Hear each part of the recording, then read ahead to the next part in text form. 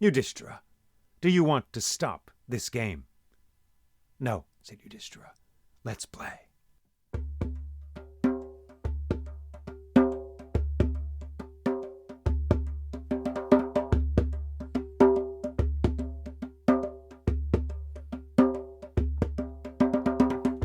Welcome to the place where the reindeer's antler decays into nothing but satisfaction in the belly of the rat.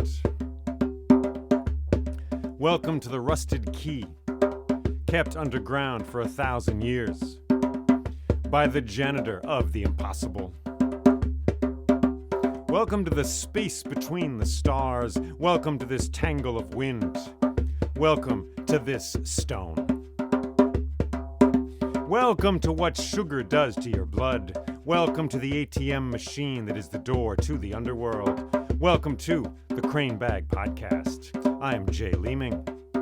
Here we are, standing in the river of a story. And that story is the epic known as the Mahabharata from India.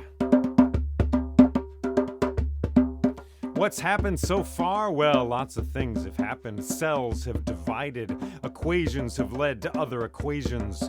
The onion has flourished in the field. The song has been sung and it has turned back into silence. We've got five brothers who have all just married a single princess named Draupadi. Now, she was born out of a fire that was, well, set by a particular king as an act of revenge. Well, you can get that story later.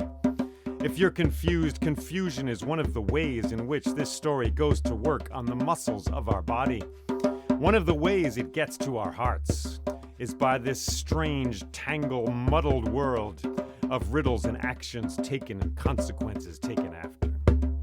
So there was a wedding, and these five brothers, the Pandavas they are called, for they are all the sons of Pandu, they all married Draupadi. And with flowers around their necks, they returned with their mother Kunti to the city of Hastinapura, the city of the elephant. And I should let you know, I should make you aware of the footnote of this whole creation, which is that this story isn't being told by me, but it's actually being told by Vyasa. Vyasa the Compendious, a poet and a seer and a visionary in a forest. He is telling this story to Ganesha, the elephant-headed god. He is telling it right now. It is the story of our future.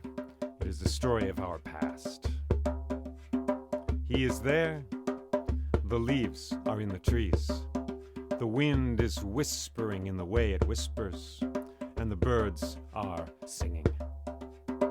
To be alive, to hear this song is a victory. To be alive, to hear this song is a victory.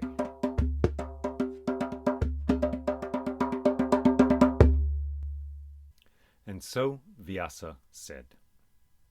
After the wedding, the Pandavas, together with Draupadi and with their mother Kunti, returned to the land of the Kurus, returned to Hastinapura, to the palace where they had grown up. They arrived at the end of the day, and they went to the throne room to pay their respects to Dhritarashtra, the blind king.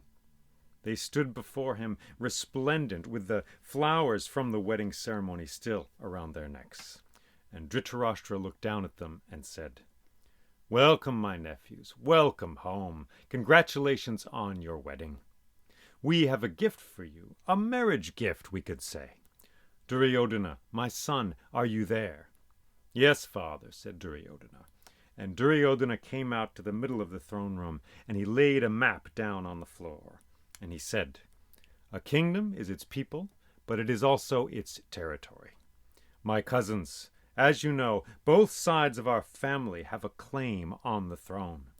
So, to avoid conflict, the elders of our family have decided to divide the kingdom in two. I and my brothers shall claim these lands here. You, Yudhishthira, and your brothers shall claim these lands, the Khandava tract. This is our gift to you. Tell me, do you accept this gift?" For a moment they all looked at the map, and then Bhima burst out. "The Khandava tract? Those swamps and marshes? Those forests crammed with jackals and bats?" Quiet, Bhima, said Yudhishthira. No, my brother, this is not a gift, this is a theft. They've taken all the good lands, the farmlands, the rolling hills, and the rivers, and left us with the dregs of the kingdom. And then Bhishma stepped forward, and he spoke to Yudhishthira and his brothers. It is true what you say, Bhima. These are the dregs of the kingdom, but you can transform them by your will. Take them, drain the swamps and the marshes, dry them up, drive the jackals and the bats out of the forests. Build a magnificent palace, build a city so glorious that all the kings and queens of the world will come from miles around to see it.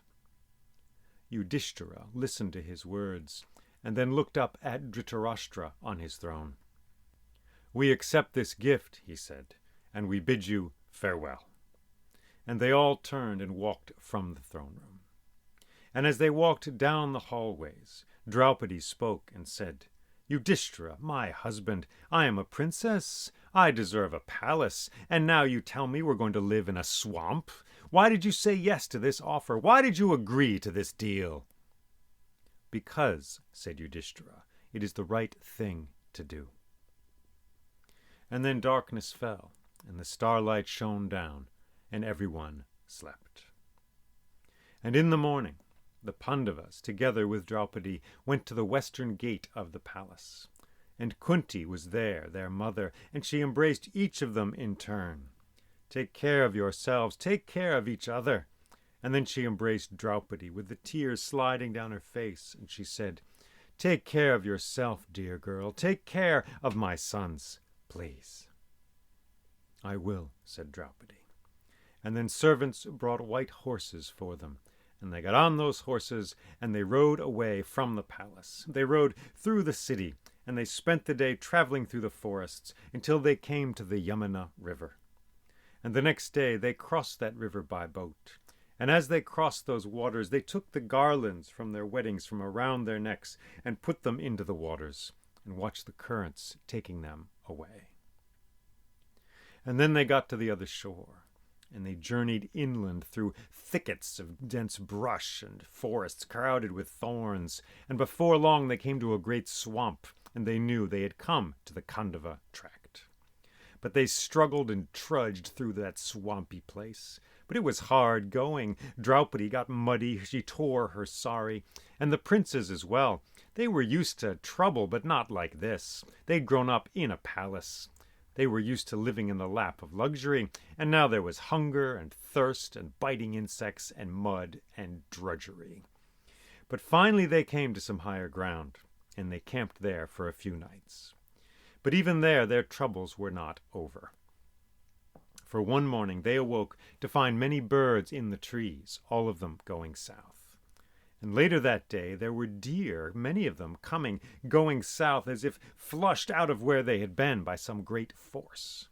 And the next day when they awoke there was a brown haze across the sky, and the sunlight on the ground looked like dried blood. So Nakula climbed up to the top of a tree, and he looked, and he said, My brothers, there is a fire coming, a raging forest fire. Quick, we must leave. And he scampered down the tree, and Yudhishthira said, We must go to the river. The water will save us. It's too late, said Nakula. The fire is already between us and the river. It's between us and the swamp. And then a muddy man came crashing through the underbrush, a man with sticks in his hair and leaves in his beard, a hermit, and he said, Help! Help! This forest is my home, and the fire god, Agni, is devouring it. He'll devour it all. Have no fear, said Arjuna, and he pulled an arrow from his quiver, fitted it to his bow, and shot it straight up into the sky. And then he pronounced a magical mantra, and moments later cooling rain came down out of the clouds.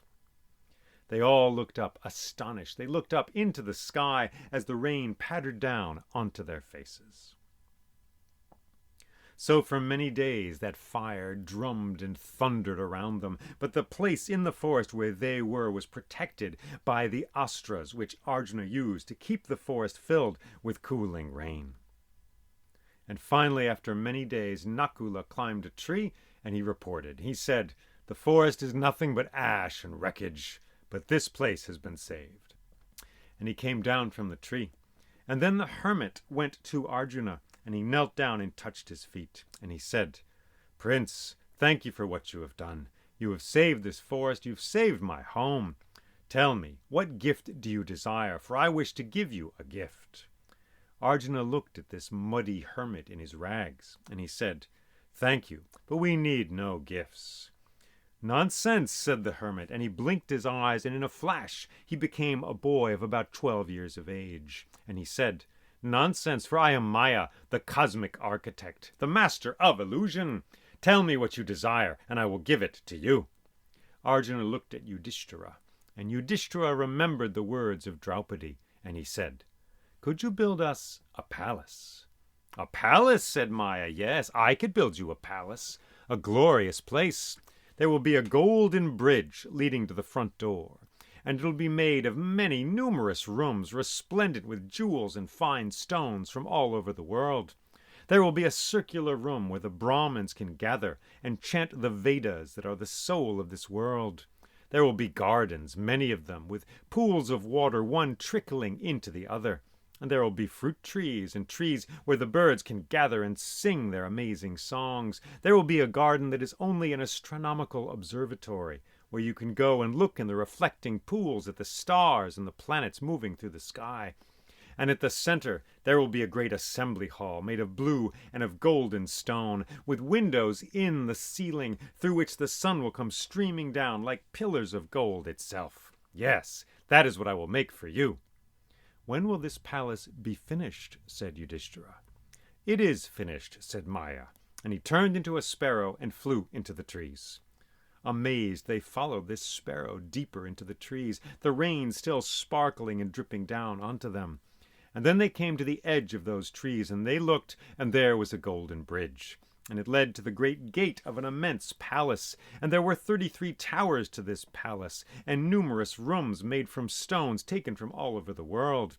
And there was a circular room where the Brahmins could come and chant the Vedas, which are the soul of this world. And there were gardens with pools of water trickling from one to the other, and a garden that was also an astronomical observatory with a reflecting pool. And at the center there was a great assembly hall made of blue and of golden stones, and there were skylights in that room, and the sun came down exactly like pillars of gold.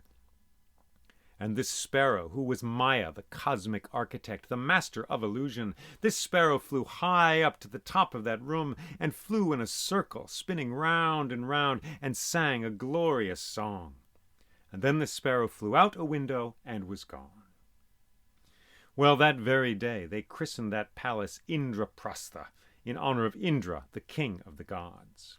And soon after this they began building a glorious city around that palace, with the strength of Bhima's arms and the astras known by Arjuna, and by the cleverness of Yudhishthira and the skills of Nakula, Sahadeva, and of Draupadi as well. They began to build a glorious city. And soon people came from all over to see what was happening there, to see the glorious palace made by Maya, the cosmic architect. And they marveled at this palace, and they came to stay. Merchants and tradespeople, mask carvers and musicians, singers and dancers, Brahmins as well came. Families came with children, with grandparents. They all came to live in this city. And soon it was a splendid, glorious place, humming with laughter and with song. But as they lived in this palace, they began to notice something. For this palace, well, it was tricky. It seemed to have a mind of its own. Sometimes you would walk down a hallway and open a door expecting there to be a room there, and they would find that the room was no longer there and there was only a wall. Or you would climb up a spiraling staircase towards a room in a tower, and at the top there would be only a ceiling, and you would bump your head. The palace was tricky and always changing. It was like a flower unfolding. But for the most part, to live in this palace, well, it was like solving a puzzle that you enjoyed solving. And so they lived in Indraprastha, and in fact 10 years passed. And during this time Draupadi gave birth to 5 sons, one for each of the Pandavas. And these children, these young boys, ran laughing through the hallways of the palace, so that the palace now was filled with delight and with joy. And over time, kings and queens as well came to visit, to see this resplendent palace and to tour the city. and they brought many gifts to Yudhishthira. And finally Duryodhana and Dushasana came, and they toured the palace as well. But the thing is, the palace didn't exactly seem to like them. Over and over it played tricks on them. Duryodhana would turn this way and that. He'd walk towards a doorway, and he would find that in fact it was not a doorway but a one-way mirror, and he would slam into it and he hit his head. Another time he was stepping out into a glorious courtyard. He looked. There seemed to be a turquoise mosaic on the floor of this courtyard. He took a step, then another, and then he slipped down and discovered that it was a pool of cold water, and he was covered in that water. And from high up, from a high window, laughter came ringing down, and it was Bhima laughing at him. "You blind man," he said, and Draupadi was there beside Bhima, and she laughed as well, and said, "Blind father, blind son." And the laughter rang out between the walls of this courtyard, and it rang out in Duryodhana's heart, so that he remembered that laughter long after that moment had passed. And the next day, Duryodhana and Dushasana left Indraprastha, and they crossed the Yamuna River, and went through the forest and returned to Hastinapura. They arrived just after the sun had gone down. They went to the throne room, and there was Dhritarashtra. "My son, I hear your steps. How was your journey? How was Indraprastha?" And Duryodhana said, "They laughed at me. They all laughed at me. It's a glorious palace, yes, but that glory hurts. It hurts because it is great. I have seen all the kings and the queens come to Yudhishthira and give him gifts. He's surrounded by jewels and fine things. He's made alliances with Krishna Dwarka and with Drupada, of course, as well. He gets stronger every day. And what do? I rot away here in this palace. I dry up like a pool in the summer sun. Father, we should never have divided this kingdom. We must go to them. We must take what they have." And Gandhari, his mother, spoke and said, my son, calm yourself. You have seen glorious things, yes, but you have glory as well. You have power and strength. Be happy here in this kingdom. Be content." "No," said Duryodhana, "I do not want to be content. I want to be discontent. Discontent is the root of fortune for a king. A king, a true king, must have a fire in his heart, blazing enough to destroy the whole world. I have seen what they have, and I want what they have. We never should have divided the kingdom. I must be king of this entire realm. I will not live like this. I must prove who I am. I must devour their possessions. They must become mine." And Karna spoke up and said, "Yes, Duryodhana, you speak the truth. I've always said it. We must destroy them head on. They will only grow stronger. Soon they will be invincible, impossible to defeat. We must strike now, take everything they have, and claim the entire kingdom for ourselves. Yes!"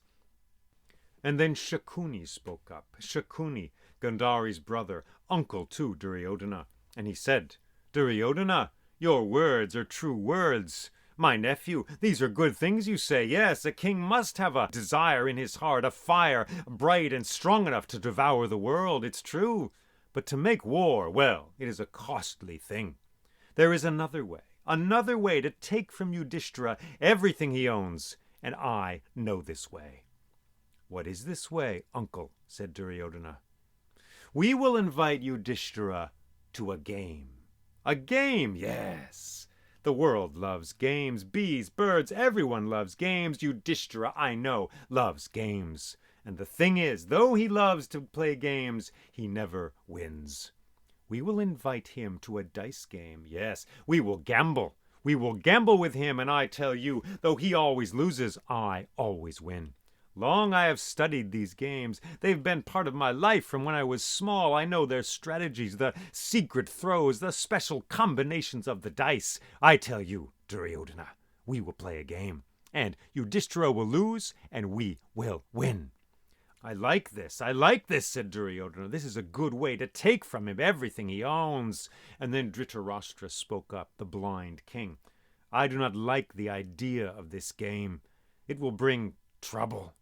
"Trouble, father? Trouble? Yes, father, it will bring trouble. This is just the trouble we need. I need trouble. We need trouble. Shall we sit here? Are you connected to our enemies? Do you protect them, the Pandavas? No, we must destroy them. We must take what they have. This is the trouble we need. This is good trouble, father. It will bring us wealth, wisdom, and happiness."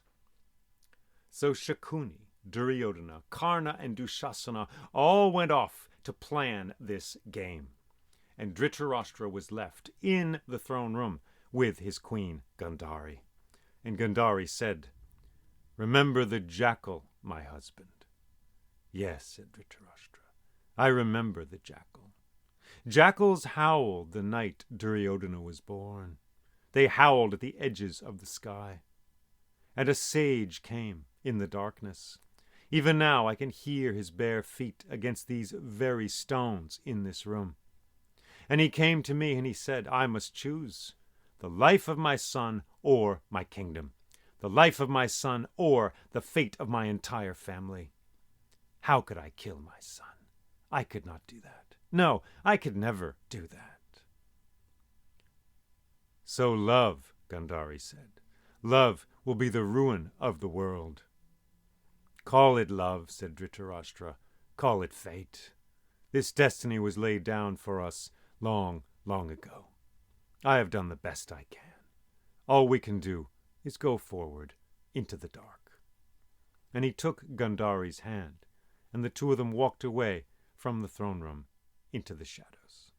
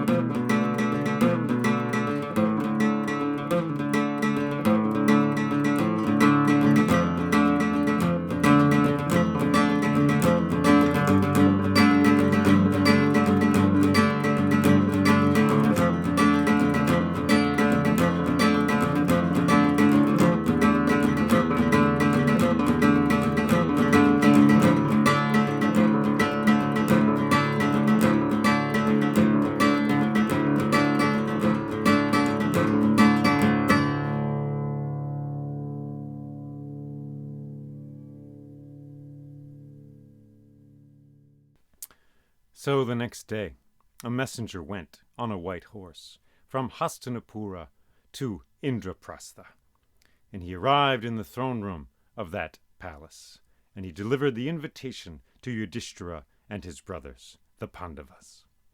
Yudhishthira considered this. "A game, my brothers. I like this. I like to play games. Let us accept this invitation." "No, my brother," said Sahadeva. "This is a trick. It's a trap disguised as a game. It's a war in disguise. Duryodhana, he wants to take everything you have. You know that. This is no simple game. This is a strategy. He wants to steal everything we have built here after so much work." And Yudhishthira said, "Dharma is my father. Dharma is the way, the order of this world. Dharma is written in the wind. It is in the laughter of children. It is in the cries of dying men. It is in blood and in ink and in the rivers as well and in the wind, even in the tumbling of a die onto a table. I have no fear. I will accept this invitation." And so the messenger was sent back with an answer. "Yes, we will play."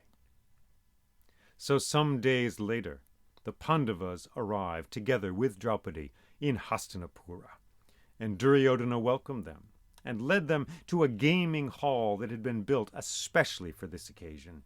And there was a purple table in the center of the gaming hall, and Duryodhana sat down on one side and Yudhishthira on the other. And then Shakuni came and sat down beside Duryodhana. And Yudhishthira said, "Shakuni, you are going to play? People have seen you do amazing things, impossible tricks. It is said you can summon any number you wish from the shadows between your fingers. You know this game so well, and I, a mere beginner, to play with you? Would that be fair?" "Fair," said Shakuni. A strong wind blows down a house. Is that fair? A seasoned warrior fights with a raw beginner. Is that fair? A sharp-minded Brahmin debates a fool. Is that fair?" Yudhishthira, I will play this game, and you will play this game. That is all it is a game. It's a natural thing. If you are afraid, well, go home. You don't need to play. No, said Yudhishthira. Let's play. And Duryodhana said, All right, my cousin, what is it you have to stake? And Yudhishthira said, I have 10,000 gold pieces. I stake them on this throw. And Shakuni picked up the dice and rattled them in his hand, and he cast them down onto the table, and they all looked at the numbers, and Shakuni said, I have won. What else do you have? Said Duryodhana. And Yudhishthira said, I have a chariot, a beautiful chariot made by master craftsmen, inlaid with jewels of all kinds. I stake this chariot on this throw. And the dice tumbled down onto the table, and Shakuni said, I have won. And Yudhishthira said, I have 33 jewels, crafted in the depths of the sea, brought to me by expert divers to my palace. I stake these jewels on this throw. And the dice tumbled down onto the table, and Shakuni cried, I have won. I have 10,000 female slaves, trained in every art, trained in music and dance, in poetry and in song. I stake them on this throw. And the dice tumbled down onto the table, and Shakuni said, I have won. I have as many male slaves, said Yudhishthira, trained in every art, glorious, beautiful, strong men. I stake them on this throw. And the dice tumbled down onto the table, and Shakuni said, I have won. I have 10,000 chariots, said Yudhishthira, for my army, all of them made by master craftsmen, fast, sleek vehicles. I stake them on this throw. And the dice tumbled down onto the table, and Shakuni cried, I have won. And Yudhishthira said, I have a treasury filled with jewels and gold, with silver bowls and tapestries from all over the world. I stake the contents of my treasury on this throw. And the dice tumbled down onto the table, and Shakuni said, I have won. And Gandhari cried out, Stop them, this is madness. And Shakuni said, Stop the game? You wish to stop this game? We are simply playing, my queen, Yudhishthira and I. This is a natural thing. We gamble in life all the time. To get up is to gamble. To cross the street is to gamble. To engage in life is to gamble. No, this is a natural thing. It is like the wind blowing through a tree. To stop this game is like stopping the wind. And you know, the wind blows where the wind wants to blow. Yudhishthira, do you want to stop this game? No, said Yudhishthira. Let's play. What do you have left? Said Duryodhana. And Yudhishthira said, I have a palace, a beautiful palace, Indraprastha, crafted for us by Maya, the cosmic architect, filled with numberless beautiful rooms. I stake that palace on this throw. And the dice tumbled down onto the table, and Shakuni said, I have won. And Yudhishthira said, I have Nakula, who's trained in the arts of plant medicine and in the knowledge of animals. Nakula, the son of Madri. I stake him on this throw. And the dice tumbled down onto the table, and Shakuni said, I have won. I have Sahadeva, a master of the sword and the bow, a master who knows the arts of the stars in the sky and their movements and their patterns, the son of Madri. I stake him on this throw. And the dice tumbled down onto the table, and Shakuni said, I have won. I have Bhima, who has the strength of 20 men in each of his arms. Bhima, the son of the wind. I stake him on this throw. And the dice tumbled down onto the table, and Shakuni cried, I have won. And Yudhishthira said, I have Arjuna, the son of Indra, king of the gods. Arjuna, trained in the arts of the bow and the arrow. Arjuna, trained in the knowledge of astras, those divine celestial weapons. I stake him on this throw. And the dice tumbled down onto the table, and Shakuni cried, I have won.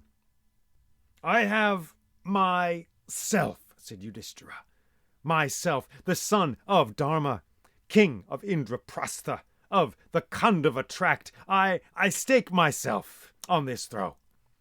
And the dice tumbled down onto the table, and Shakuni said, "I have won." "Yes," said Duryodhana, "we have won. We have won it all. We have won everything." "No," said Shakuni. "There is one jewel, Yudhishthira, left in your house. I think you forget it." "I have Draupadi," said Yudhishthira, "the woman who is neither too tall nor too short, born out of the fire, the daughter of King Drupada. I stake her on this throw." And the dice tumbled down onto the table, and Shakuni said, "I have won. I have won it all." "Yes," said Duryodhana, "we have won it all." Karna stood up. He came forward. "We own them. We own all of them now. And we own Draupadi as well. Dushasana, go bring Draupadi here from the women's chambers." And Dushasana went running away from the gaming hall, through the hallways of the palace, and he came to the women's chambers, and he did not stop at the door, but barged right in. There was a serving girl there, and he said, "You, tell me, where is Draupadi? She has been won in a game." "She is in the red chamber, sir. It is her time of the month." "I don't care what time it is," he said, and he barged right past her, and he went to the chamber, the red chamber, and the women were in there in a circle, singing, for it was their time of the month, and there was Draupadi, wearing a simple homespun robe, stained with her own blood. And Dushasana said, "You, Draupadi, come with me. You have been wagered and lost in a game. We own you." "What are you saying?" she said. "You don't own me." "Yes, we do. Yudhishthira lost you in a gambling game. He lost his entire kingdom. He lost every one of his brothers. He even lost himself, and then he lost you." "Well, then tell me," said Draupadi, "how can a man who has lost himself then lose his wife?"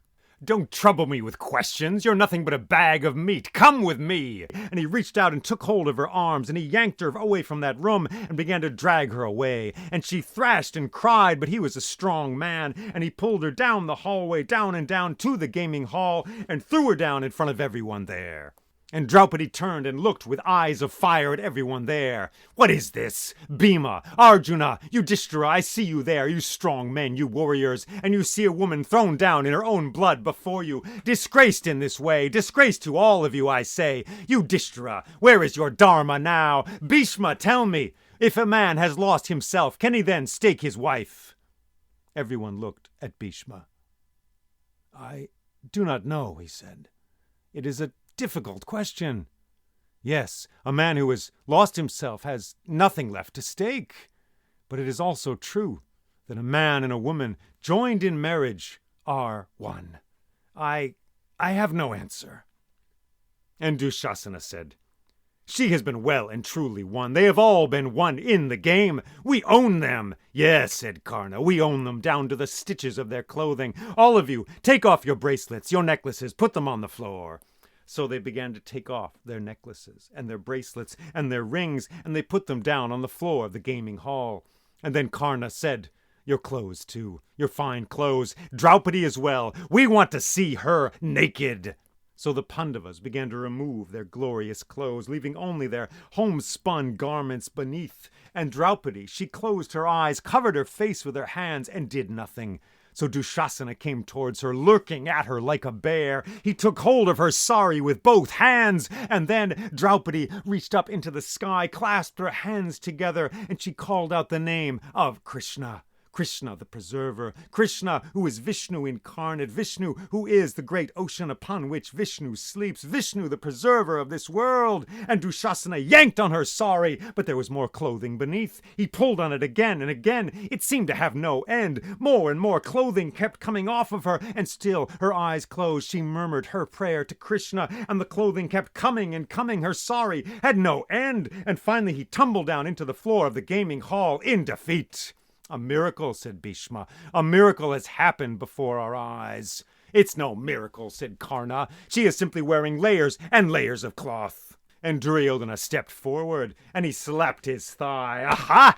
Draupadi, you beautiful one. You are ours now. We own you. You can satisfy 5 men. How about more? How about me too? Yes, you are mine." And then Dhritarashtra, the blind king, spoke from the edge of the hall, and he said, "Draupadi, you are a pearl. You are the beauty of this world. I am pleased with you. I give you a gift." what do you desire?" And Draupadi said, "I ask that my husband Yudhishthira be freed, along with all of his possessions." "It is done," said Dhritarashtra.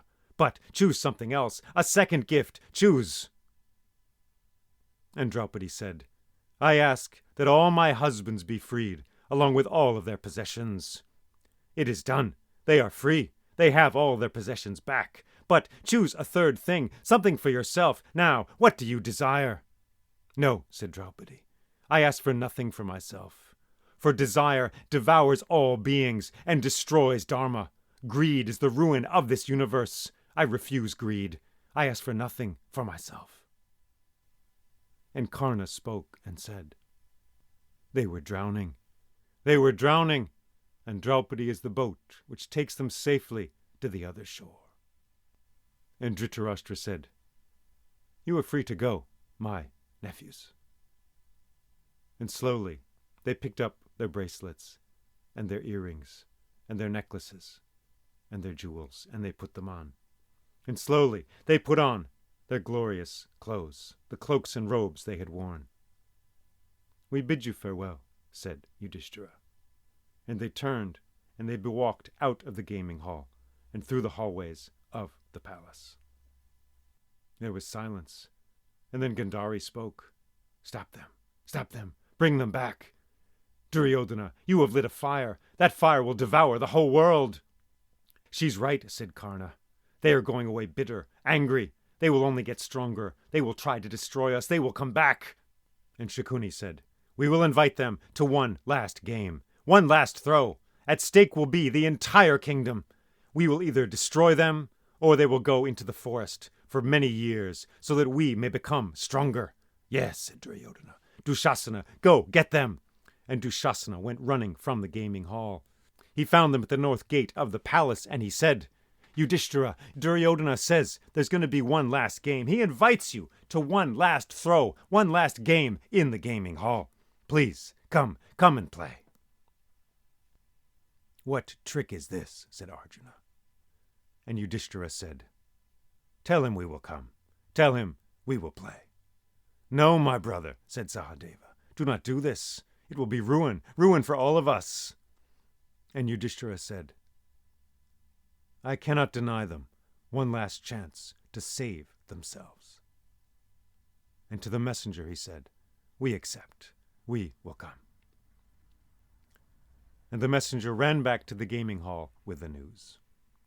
And soon after that, the Pandavas arrived, with Draupadi as well. And again, at the purple table, Duryodhana sat down on one side, and Yudhishthira on the other. And Shakuni came and sat next to Duryodhana, and he rattled the dice in his hand, and he said, "We will play one last throw. The stake will be the entire kingdom. The winner shall rule the whole of the kingdom of the land of the Kurus, and the loser shall go into the forest, be in exile for 12 years. And then the loser must spend a 13th year, also in exile, completely undiscovered, in secrecy, in disguise. If they are discovered in that 13th year, they must endure a further 12 years of exile. If we win, we shall take the kingdom, and you shall suffer exile. If you win, the kingdom is yours, and we shall be exiled. Do you want to play, Yudhishthira? Tell me, do you want to play?" And Yudhishthira looked at him and said, "Yes, let's play." And Shakuni raised the dice high in the air and rattled them back and forth, and he spilled them down onto the table, and everybody looked at the numbers, and he cried out, "I have won! I have won it all!"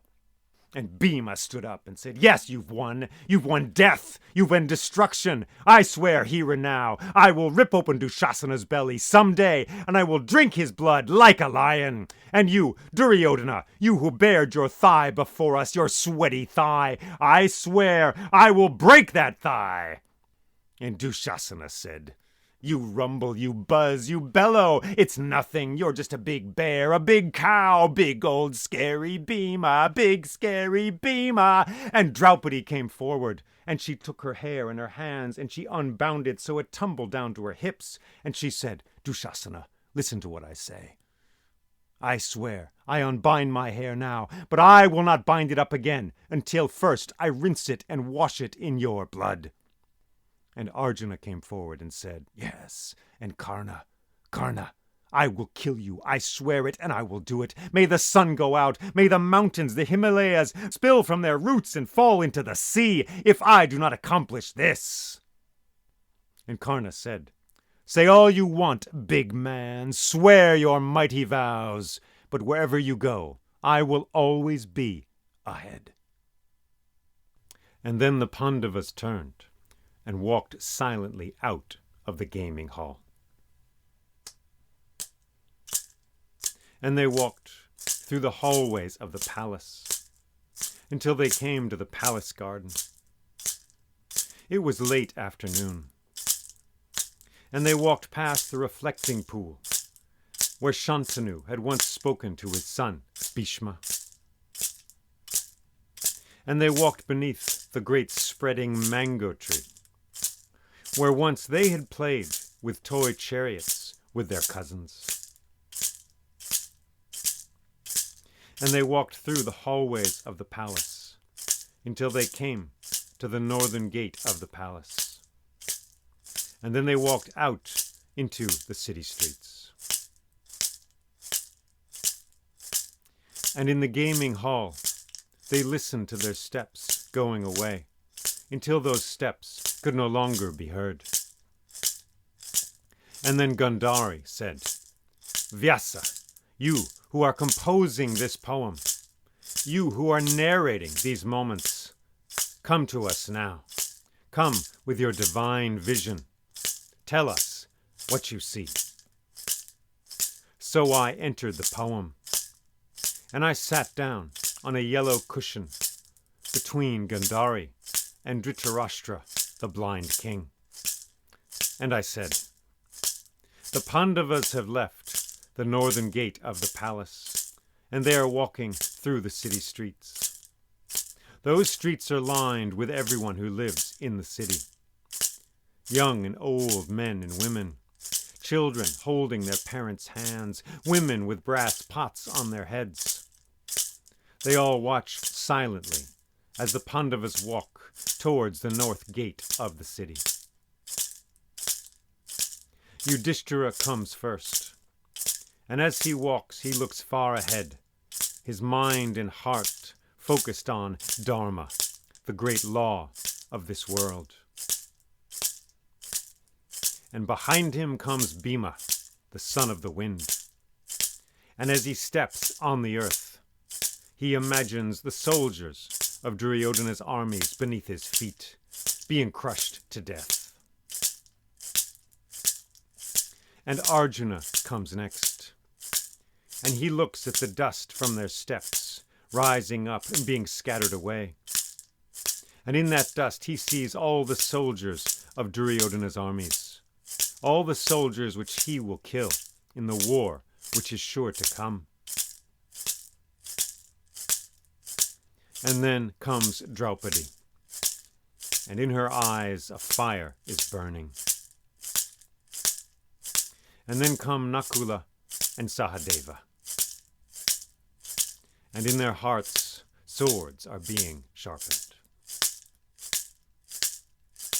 And now they have come to the northern gate of the city, and now they are walking out into the wild land beyond.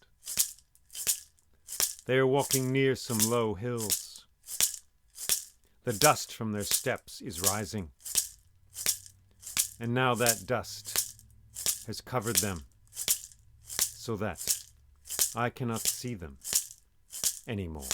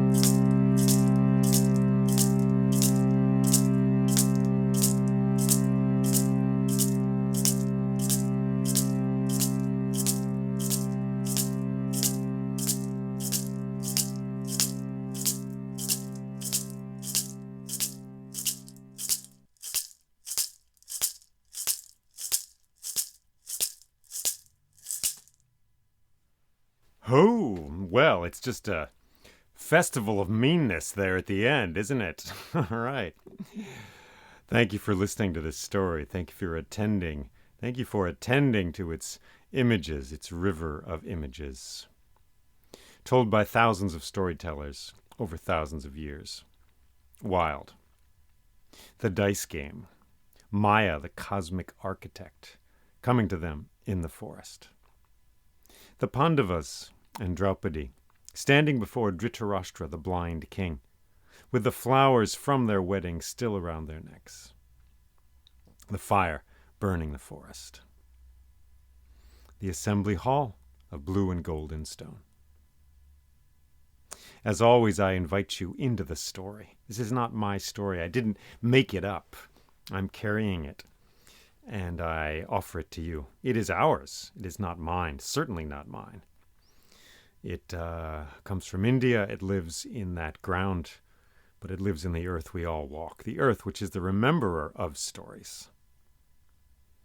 It is from a distant culture, perhaps, for you, or perhaps it's right next door.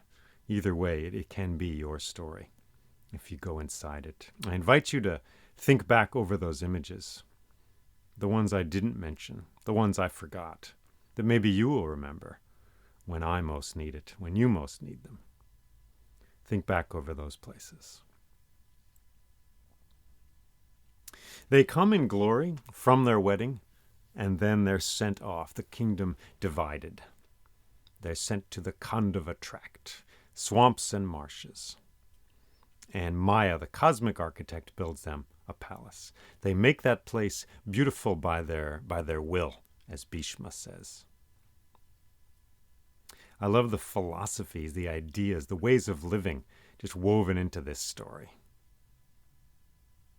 Freedom comes from within.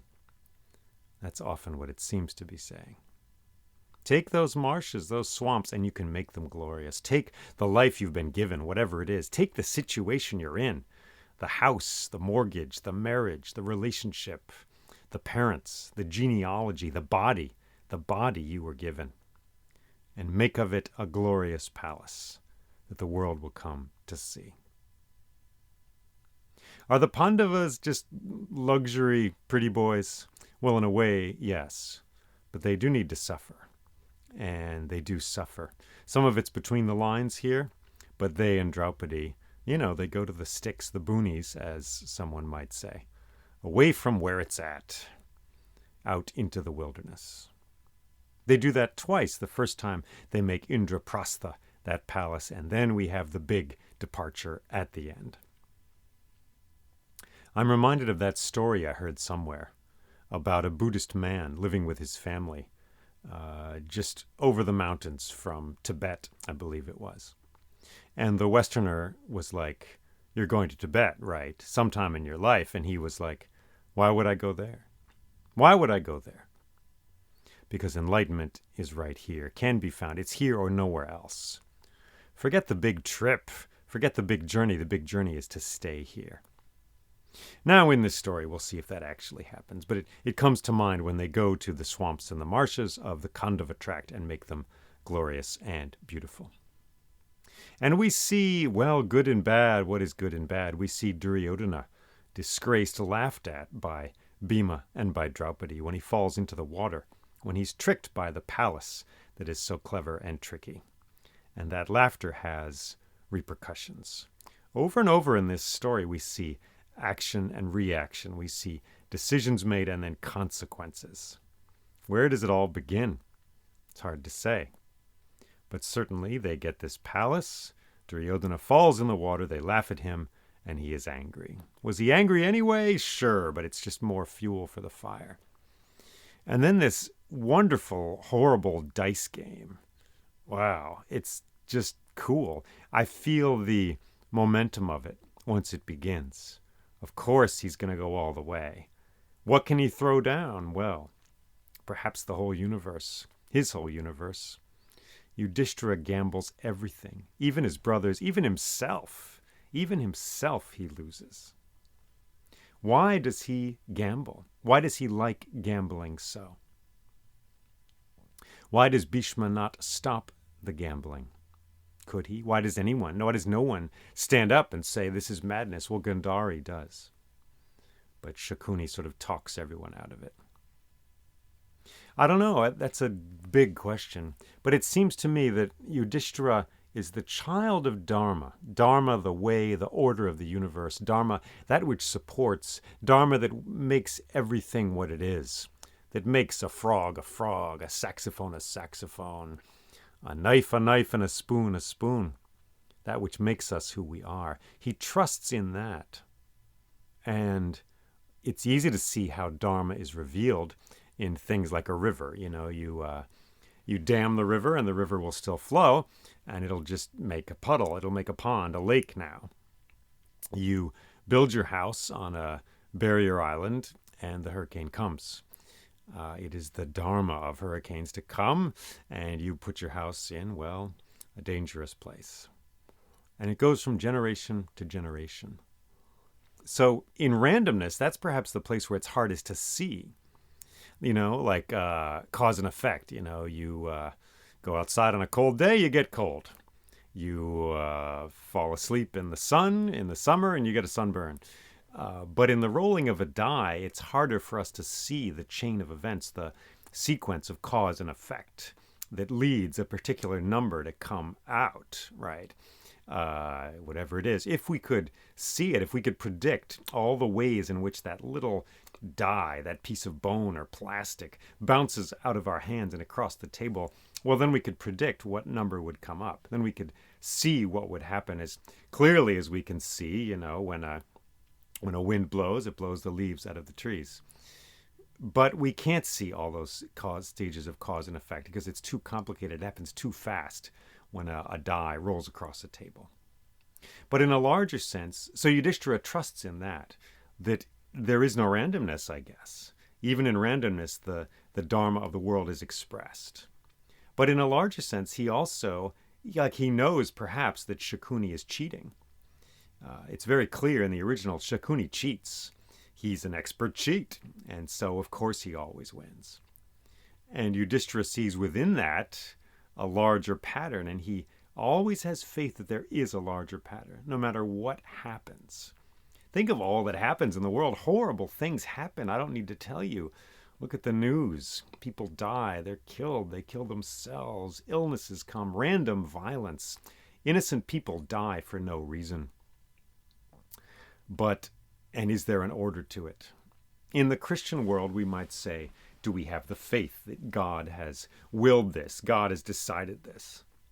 In this particular story, in the India from which this story comes, it is Dharma, the order of the world. There is a pattern, and it is large, and it is beautiful, hopefully, and it includes death and suffering as much as it includes joy and laughter. So Yudhishthira is the son of Dharma, the god Dharma, and he believes in that. And so I guess that's my answer as to why he does not fear the dice game and why he trusts in it as just an intensification, perhaps, of what is already happening every day when we take the wild and beautiful risk of being alive. And then we get these vows, holy moly. I don't know what your experience of India is. If it's a restaurant, if it's music, sitar music, if it's Ravi Shankar. Perhaps you've been there. Perhaps you've known people from India. But one way it gets into, at least American consciousness, is yoga. And yoga is often perceived as peace and calmness. That's what it is. It's just mellowing out, man. It's just chilling out. And I think that's in many ways false. That's the goal. But yoga, to meditate, for example, is to confront your demons. It's not simply to turn off the world. I mean, in a way it is, partially.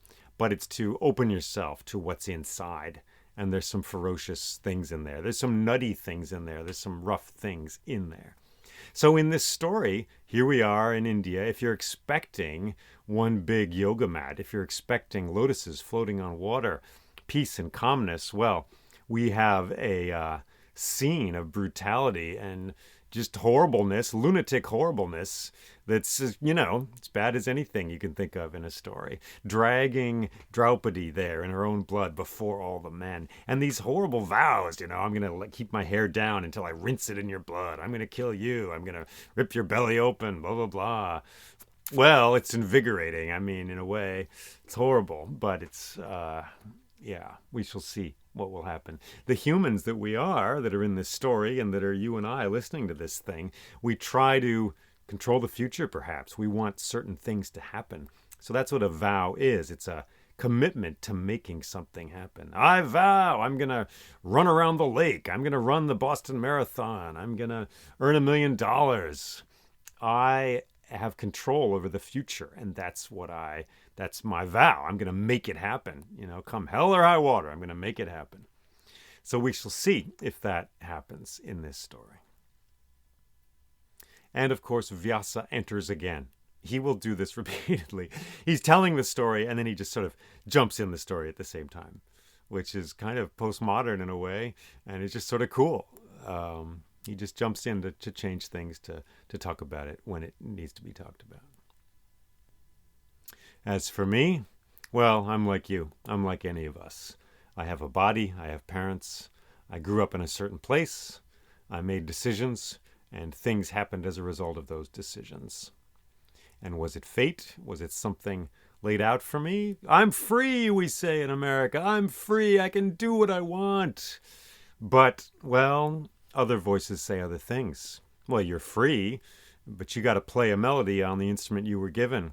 The piano has 88 keys. It doesn't have 87. It doesn't have 94.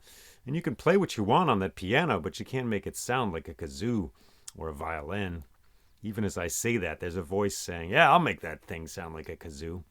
What I'm saying is that our lives have a structure, and in many ways, we aren't responsible for it. It was given to us. America, as it is now, in the 21st century, iPhones, cars, the presidents, the politicians, the bosses at the jobs we have, the skills we have. We don't like to think about it, but these things were laid down for us before we were born. And perhaps we chose this place, this fate, this moment to be in.